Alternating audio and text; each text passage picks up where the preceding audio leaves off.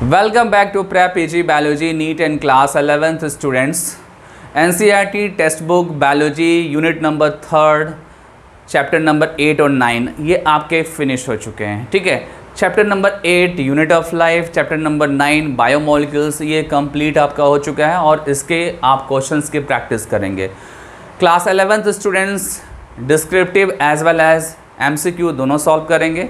NEET students only MCQ solve करेंगे और कोई भी क्वेश्चंस हो आपको प्रैक्टिस करना चाहिए। प्रैक्टिस करेंगे तो आपका कॉन्फिडेंस बिल्डअप होगा। तो आपके लिए ये क्वेश्चंस इंपॉर्टेंट है, इनको करते रहिए और लेक्चर्स को देखते रहिए। वैसे आज नया चैप्टर आपका स्टार्ट हो रहा है। आज का चैप्टर है cell cycle and cell division. इस चैप्टर को हम आज स्टार्ट करेंगे और इस चैप्टर में सबसे पहले हम डिस्कस करेंगे सेल साइकिल को। ठीक है, तो सेल साइकिल क्या होता है इसको समझते हैं। A complete life cycle of a cell is called cell cycle. मतलब सीधा सा है कि कोई भी सेल है उसके लाइफ साइकिल के डिफरेंट इवेंट्स होंगे और जब वो डिफरेंट इवेंट्स को कंप्लीट करेगा तो आप बोलेंगे कि सेल ने अपना एक साइकिल लाइफ साइकिल कंप्लीट कर लिया। ठीक है, और वही लाइफ साइकिल क्या होगा, सेल साइकिल होगा। सेल साइकिल में एक्चुअली देखा जाए तो दो फेजेस हैं, आपको यहाँ पे दिख रहा है फ्लो चार्ट में। सेल साइकिल के ये दो फेज़ हैं। फर्स्ट फेज़ है आपका इंटरफेज़ और सेकंड फेज़ है आपका एम फेज़। ठीक है, इंटरफेज़ में सिंपल आपका क्या होता है, ग्रोथ होता है। सिंपली क्या होता है, इसमें ग्रोथ होता है और ग्रोथ में एक्चुअली क्या होता है, एम फेज़ के अकॉर्डिंग यहाँ पे प्रिपरेशन होता है। एम फेज़ में एक्चुअली क्या होता है, डिवीज़न होते हैं। क्या होते हैं, सेल के डिवीज़न होते हैं और सेल की डिवीज़न की कुछ रिक्वायरमेंट्स होती हैं। कोई भी सेल जब डिवाइड होता है तो उसकी कुछ रिक्वायरमेंट्स होती हैं।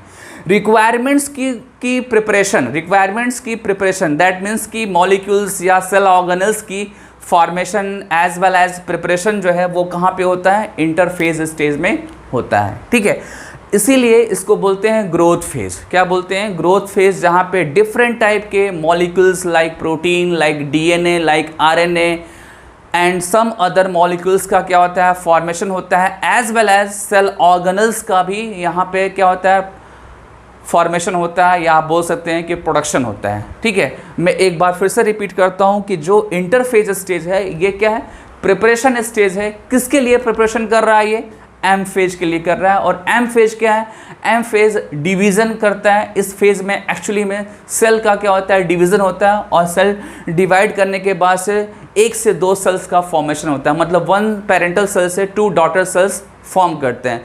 और आपको पता होना चाहिए कि डॉटर सेल्स में भी वो सारे कंस्टिट्यूएंट्स होते हैं जो पेरेंटल सेल्स में प्रेजेंट होते हैं। तो वो सारे कंस्टिट्यूएंट्स एक्चुअली आते कहाँ से हैं। ठीक है, कोई भी 2 डॉटर सेल्स हैं उसके अंदर वही सारे कंपोनेंट्स होंगे जो पेरेंटल सेल्स के अंदर होंगे।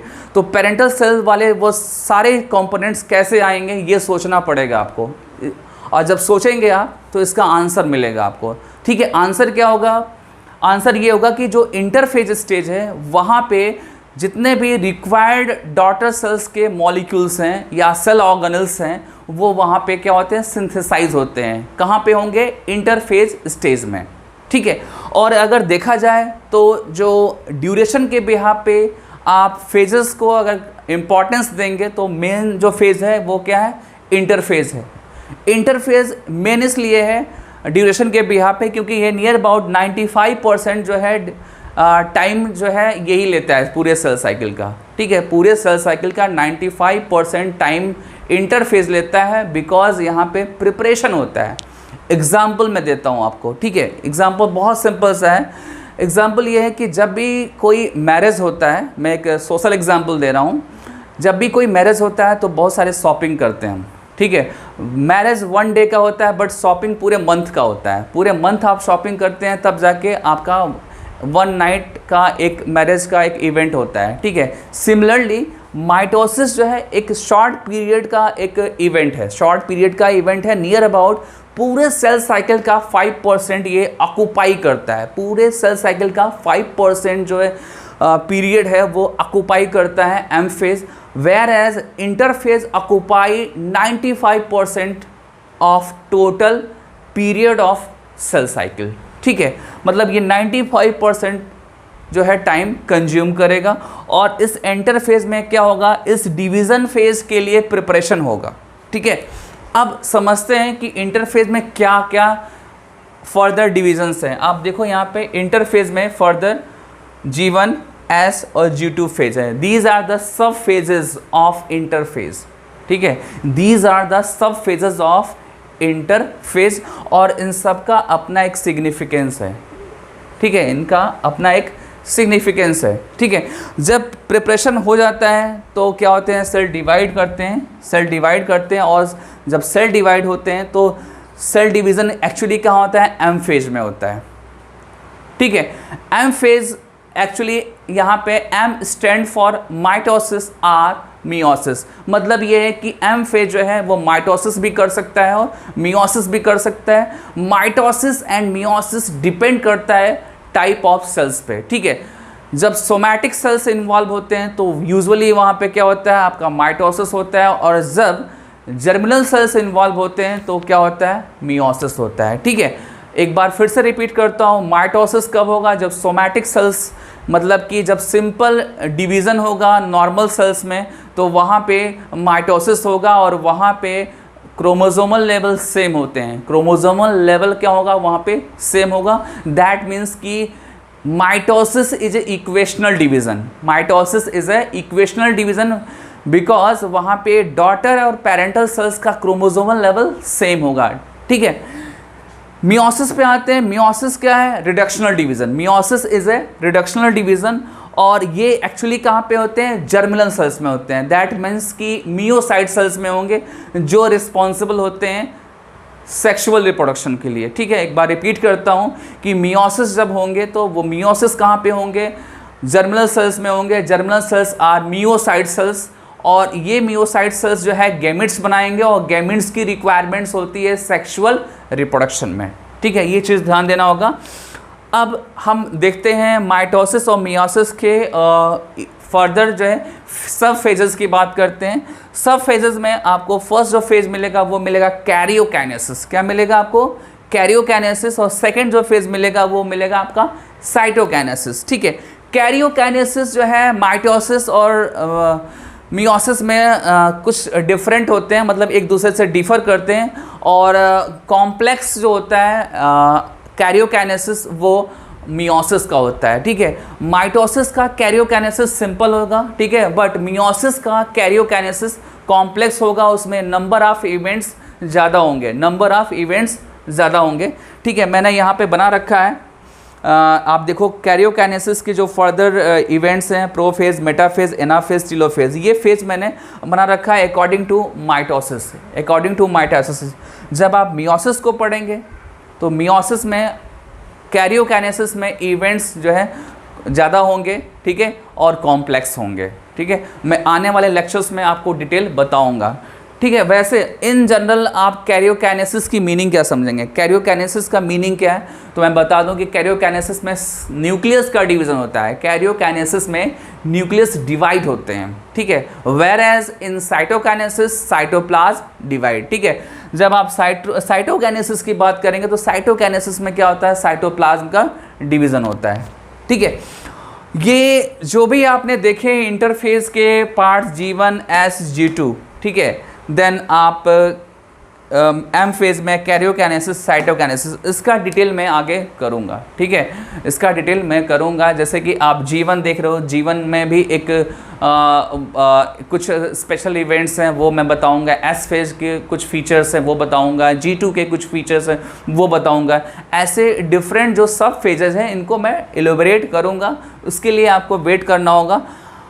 इंटरफेस को डिटेल करने से पहले एक टर्म हम डिस्कस करेंगे। वो टर्म क्या है आपका, generation time period. What is the generation time period, the time period required to complete one cycle. मतलब कि कोई भी सेल साइकिल है, उस सेल साइकिल के सारे इवेंट्स कंप्लीट होने का जो टोटल टाइम पीरियड होगा वो क्या होगा, जनरेशन टाइम पीरियड होगा। ठीक है, दैट मीन्स आप ऐसे भी समझ सकते हैं कि beginning of one cell division to the beginning of next cell division. ठीक है, मतलब कि कोई सेल एक बना और एक से जब दो सेल बनेंगे तो उनके बीच का जो ड्यूरेशन होगा, ठीक है, वो आपका क्या होगा, वो ड्यूरेशन या वो पीरियड जो होगा आपका जनरेशन टाइम पीरियड होगा। ठीक है, तो ये चीज़ ध्यान देना होगा। अब हम डिस्कस करते हैं थोड़े एग्जाम्पल्स को। एग्जाम्पल्स किससे रिलेटेड हैं? जनरेशन टाइम से रिलेटेड है। जनरेशन टाइम ईस्ट का अगर देखेंगे अकॉर्डिंग टू एनसीईआरटी तो 90 मिनट का है। देन ह्यूमन सेल्स में आप देखेंगे तो ह्यूमन सेल्स में 24 आवर्स का है। ठीक है, देन आप म्यूकोसा सेल्स ऑफ इंटेस्टाइन, ठीक है, म्यूकोसा सेल्स होते हैं ना आपके डाइजेस्टिव सिस्टम में, इंटेस्टाइन में, तो म्यूकोसा सेल्स का भी क्या है, एक जनरेशन टाइम पीरियड है, और वो टाइम पीरियड क्या है, 8 to 10 आवर्स। ठीक है, ये ध्यान देना होगा। ईस्ट में जनरेशन टाइम पीरियड आपका 90 मिनट्स है। देन ह्यूमन सेल्स में 24 आवर्स है। म्यूकोसल सेल की बात करें तो 8 to 10 आवर्स है। ये क्या है एक्चुअली में, ये जनरेशन टाइम पीरियड है और इनको आपको लर्न करना पड़ेगा। ठीक है, अब हम स्टार्ट करते हैं सेल साइकिल के इवेंट्स को। सेल साइकिल में इंटरफेज में जीवन को पहले डिस्कस करेंगे। जीवन के कुछ फीचर्स हैं, और फीचर्स को स्टार्ट करने से पहले इंटरफेज के बारे में एक जनरल इन्फॉर्मेशन दे दूं कि इंटरफेज जो है एक तरीके से रेस्टिंग स्टेज होता है। क्या होता है? Interphase is resting stage but it is a highly active stage, highly active and intense growth stage. ठीक है, मतलब कि इंटरफेज स्टेज जो सेल का होगा वहाँ पे एक्टिव सिंथेसिस होगी। एक्टिव सिंथेसिस किसकी होगी? प्रोटीन की होगी एंड अदर मॉलिक्यूल्स की होगी।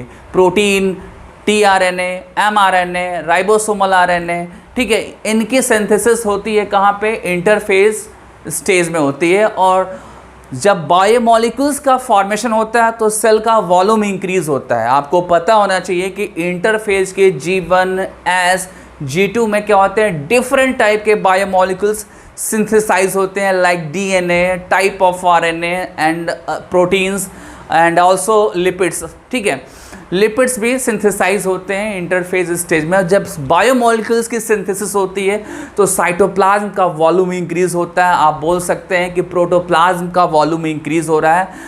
तो ये भी एक इम्पॉर्टेंट लाइन है कि इंटरफेज स्टेज में जो सेल का वॉल्यूम है, सेल के साइटोप्लाज्म का वॉल्यूम है, वो इंक्रीज हो रहा है, क्योंकि सारे कंस्टिट्यूएंट्स जो हैं वो प्रोड्यूस हो रहे हैं, फॉर्म हो रहे हैं। इवन सेल ऑर्गेनल्स भी प्रोड्यूस होते हैं। Cell organelles like mitochondria, like lysosomes, Golgi body, endoplasmic reticulum, ये सब कुछ इंटरफेज स्टेज में फॉर्म होता है, प्रोड्यूस होता है।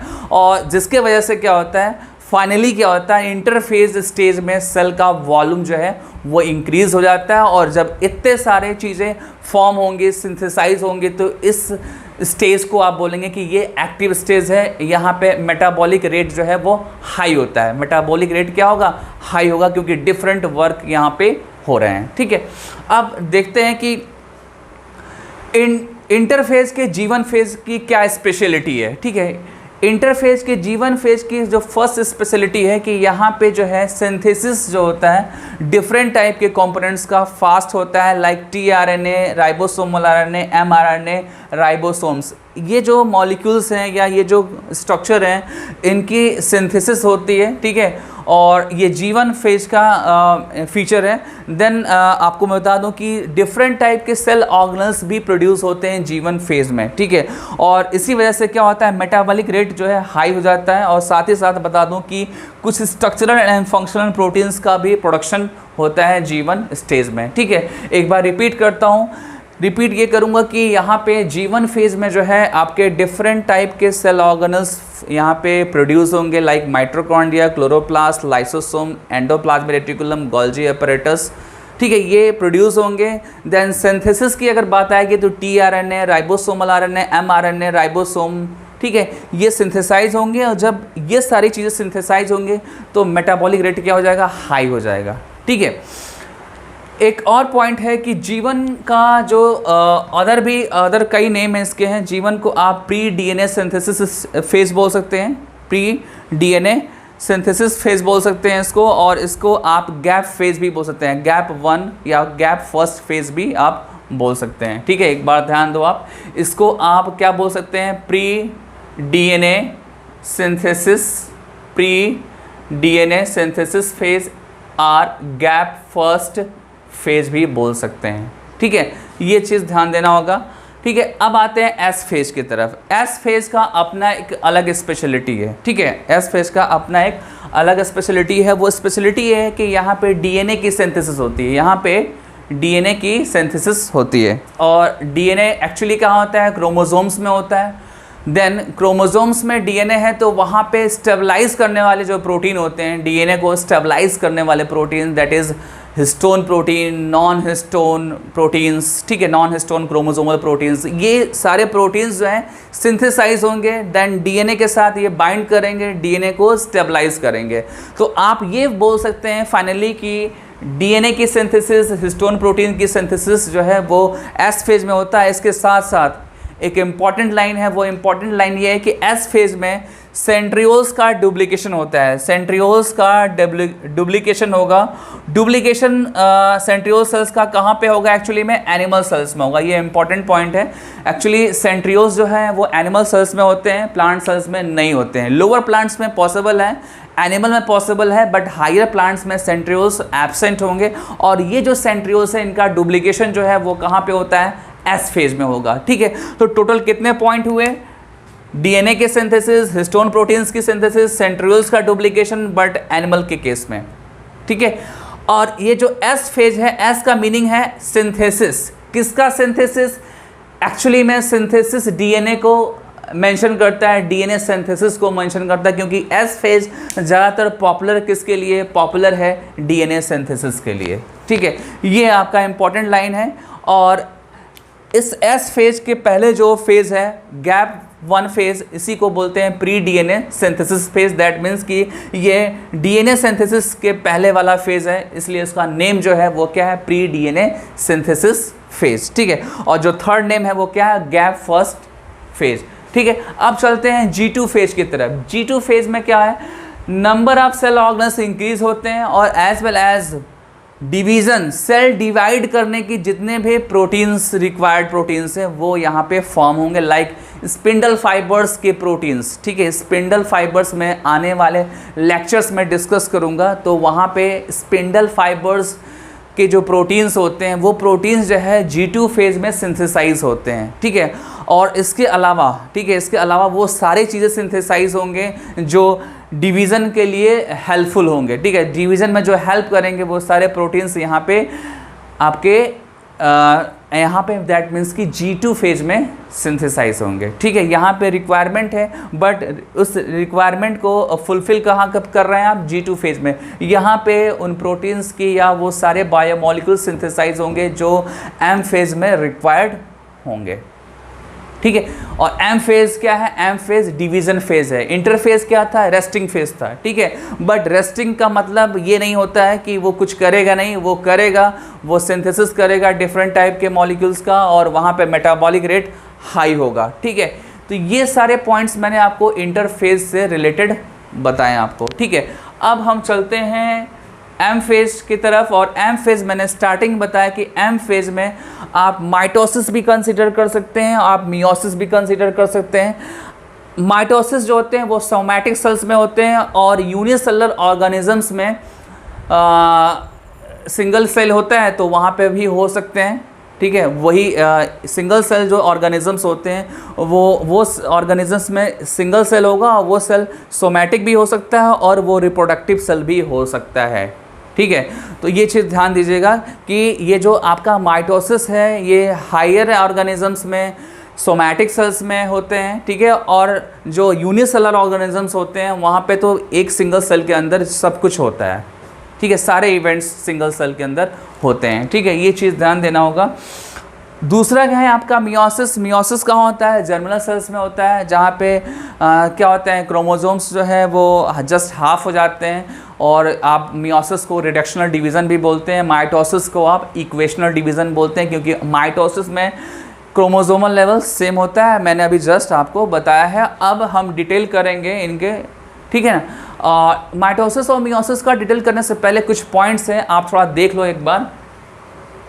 एक्चुअली डिवीज़न की बात स्टार्ट कहाँ से हुई ये समझना होगा आपको। डिवीज़न का जो मतलब डिवीज़न का फर्स्ट टाइम हमने कैसे डिस्कशन स्टार्ट किया था, तो ये स्टोरी स्टार्ट हुई थी रोडोल्फ वर्चू से। आपने क्लास 9th में cell chapter the fundamental of life जब आपने चैप्टर पढ़ा होगा तो वहाँ पे आपने रोडोल्फ वर्चू नेम सुना होगा। रोडोल्फ वर्चू ने बताया था कि कोई भी न्यू सेल्स अराइज होता है प्री एग्जिस्टिंग सेल से, वहाँ से डिवीज़न का स्टोरी शुरू हुआ था। ठीक है, देन मैं बता दूं कि एक और साइंटिस्ट थे कार्ल नागली। ठीक है, कार्ल नागलिन ने बताया कि कोई भी न्यू सेल्स अराइज होता है प्री एग्जिस्टिंग से बट डिवीज़न के हेल्प से। ठीक है, जब डिवाइड करते हैं सेल्स देन न्यू सेल्स का फॉर्मेशन होता है। ठीक है, थर्ड जो पॉइंट है वो स्ट्रासबर्गर का है। स्ट्रासबर्गर ने बताया कि कोई भी न्यूक्लियस है, जो न्यूक्लियस का फॉर्मेशन होता है वो प्री एग्जिस्टिंग न्यूक्लियस से होता है। ठीक है, तो ये सीक्वेंस कुछ इस तरीके से है। रोडोल्फ वर्चू का जो पॉइंट था वो ये था कि new cells arise from pre existing sales.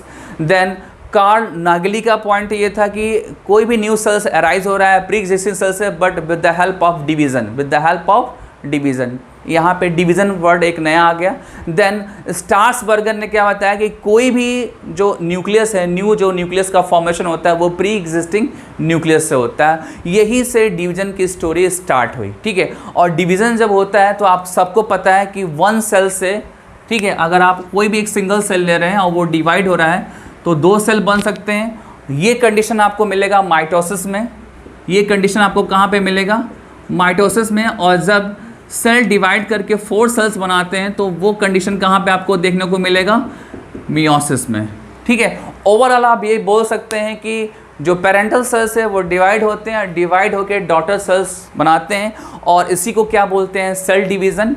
क्या बोलेंगे? Cell division. और सेल डिवीज़न का जो सेकंड नेम होगा वो होगा सेल मल्टीप्लिकेशन और थर्ड जो नेम होगा वो क्या होगा? Cell reproduction. ठीक है, ये चीज़ आप ध्यान दीजिएगा कि सेल डिवीज़न का सेकंड नेम क्या है? Cell multiplication. Then third name क्या है? Cell reproduction. ठीक है, आपको बता दूं कि जब भी हम ऑर्गेनिज्म को डिस्क्राइब करते हैं, लिविंग ऑर्गेनिज्म को, तो बहुत सारे क्राइटेरिया लेकर डिस्क्राइब करते हैं। आप ग्रोथ के बेसिस पे भी डिस्क्राइब करते हैं, आप रिप्रोडक्शन के बेसिस पे भी डिस्क्राइब करते हैं। और जब आप रिप्रोडक्शन और ग्रोथ को लेके जब फेल हो जाते हैं, आपको पता होना चाहिए कि बहुत सारे ऑर्गेनिजम्स में ग्रोथ और रिप्रोडक्शन कॉन्सेप्ट अप्लाई नहीं होता है। ठीक है, अप्लाई नहीं होगा देन वहाँ पे क्या अप्लाई होगा? वहाँ पे आपको क्राइटेरिया चेंज करना पड़ता है। ठीक है, आपको वहाँ पे क्राइटेरिया चेंज करना होता है। क्राइटेरिया हो जाता है देन मेटाबॉलिज्म। देन आप ऑर्गेनिजम्स को मेटाबॉलिज्म के बिहाफ पे आप उसको एक्सप्लेन करते हैं। ठीक है, फिलहाल हमारा ये टॉपिक तो नहीं है, हमारा जो टॉपिक है वो है क्या? रिप्रोडक्शन। और रिप्रोडक्शन क्या है? एक कैरेक्टरिस्टिक्स फीचर्स है किसी भी सेल का। कोई भी लिविंग सेल्स है तो उसका कैरेक्टरिस्टिक्स फीचर क्या है? रिप्रोडक्शन है। ठीक है, और रिप्रोडक्शन के बाद आपको पता है कि नंबर इंक्रीज होता है, सेल्स या ऑर्गेनिजम्स की प्रोजनी जो है वो इंक्रीज होते हैं। ठीक है, तो ये आपका सेकेंड पॉइंट हो गया। The cell reproduction is one of the important characteristics of living organisms. The next point है आपका Boveri and Flemming studied the process of formation of 2 identical daughter cells from pre existing cells से। ठीक है, तो ये आपका third point हो गया। नेक्स्ट पॉइंट है कि कोई भी डॉटर सेल्स होता है, वो डॉटर सेल्स जो है जैसे ही फॉर्म होता है तो वो पेरेंटल सेल के वॉल्यूम का जस्ट हाफ होता है। ठीक है, वॉल्यूम वाइज अगर देखेंगे तो वो पेरेंटल सेल से क्या होगा? जस्ट हाफ होगा, बट वो कैपेबल होगा सर्वाइवल के लिए, ग्रोथ के लिए, एज वेल एज रिप्रोडक्शन के लिए। डॉटर सेल्स सर्वाइवल के लिए वो एबिलिटी रखेगा, ग्रोथ के लिए भी रखेगा, एज वेल एज रिप्रोडक्शन के लिए भी वो एबिलिटी कंटेन करता है। ठीक है, अब एक इम्पॉर्टेंट पॉइंट ये है कि सेल डिवीज़न जो है एक्चुअली कितने टाइप के हैं? ठीक है, टोटल जो टाइप्स अगर देखेंगे तो माइटोसिस है, मियोसिस है और ए माइटोसिस है। ठीक है, ए माइटोसिस एनसीईआरटी में मेंशन नहीं है, बट मैं आपको बता दूं कि मियोसिस और माइटोसिस के साथ ए माइटोसिस भी है, जिसको मैं लास्ट में आपको बताऊंगा। ठीक है, सेल डिवीज़न, माइटोसिस या मियोसिस जो भी स्टार्ट होगा, बट उस स्टार्ट होने से पहले एक क्वेश्चन आपसे है। क्वेश्चन ये है कि सेल जो है क्यों डिवाइड होते हैं? कोई भी सेल डिवाइड होने के पीछे रीज़न क्या है? ठीक है, इस क्वेश्चन का आंसर आप एक बार सोचिए फिर मुझे दीजिए इसका आंसर। ठीक है, ऑनलाइन आप आंसर दे नहीं सकते हैं क्योंकि ये वीडियो लेक्चर्स है, तो आप आंसर जो है कमेंट में लिख सकते हैं। ठीक है, इसका आंसर मैं देता हूँ। सेल डिवाइड तब करता है जब न्यूक्लियस का कंट्रोलिंग फेल हो जाता है। ठीक है, एक्चुअली क्या होता है कि कोई भी सेल जब डिवाइड होना होता है तो वो पहले क्या करता है, अपने प्रोटोप्लाज्म का वॉल्यूम इंक्रीज करता है ड्यूरिंग इंटरफेज स्टेज। ठीक है, इंटरफेज स्टेज में बहुत सारे मॉलिक्यूल्स बनाता है, जिससे क्या होता है, सेल का वॉल्यूम इंक्रीज हो जाता है। आप बोल सकते हैं कि साइटोप्लाज्म का वॉल्यूम इंक्रीज हो गया, और जब साइटोप्लाज्म का वॉल्यूम इंक्रीज होगा तो न्यूक्लियस कंट्रोल नहीं कर पाता है, और न्यूक्लियस जब कंट्रोल नहीं कर पाएगा तो बोलेगा कि अब आप डिवाइड हो जाओ। ठीक है, जैसे आपको एग्जांपल बता रहा हूँ कि कोई बहुत बड़ी फैमिली है, ठीक है, एक फैमिली है जिसमें बहुत मेंबर्स हैं, ठीक है, कज़न हैं, अंकल हैं, आंटी हैं, बहुत सारे लोग हैं। ठीक है, तो वो फैमिली जो है जब बड़ी हो जाती है तो उसको कंट्रोल करना टफ होता है। ठीक है, जब कंट्रोल करना टफ होगा तो क्या होगा, फैमिली डिवाइड हो जाते हैं। सिमिलरली जब सेल का साइटोप्लाज्म इंक्रीज हो जाएगा तो क्या होगा, न्यूक्लियस कंट्रोल नहीं कर पाएगा, न्यूक्लियस कंट्रोल नहीं करेगा तो सेल डिवीज़न होना लाजमी है। ठीक है, नेसेसरी हो जाएगा फिर सेल डिवीज़न। ठीक है, आप ऐसे भी बोल सकते हैं कि जो सेल का सरफेस है, सरफेस वॉल्यूम रेशियो, वो भी चेंज हो जाता है, तो भी आप क्या बोल सकते हैं कि सेल डिवीज़न उस सेल में पॉसिबल है। ठीक है, तो ये सेल डिवीज़न के पीछे जो रीज़न है वो ये रीज़न है। ठीक है, आप एक बार आपको फिर से बताता हूँ। रीज़न ये है कि साइटोप्लाज्म का जब वॉल्यूम बढ़ता है तो न्यूक्लियस कंट्रोल नहीं कर पाता है। ठीक है, पूरे सेल की एक्टिविटी को, पूरे सेल की एक्टिविटी को न्यूक्लियस कंट्रोल नहीं कर पाएगा, देन वो परमिशन देता है एक तरीके से कि सेल क्या हो जाए, डिवाइड हो जाए।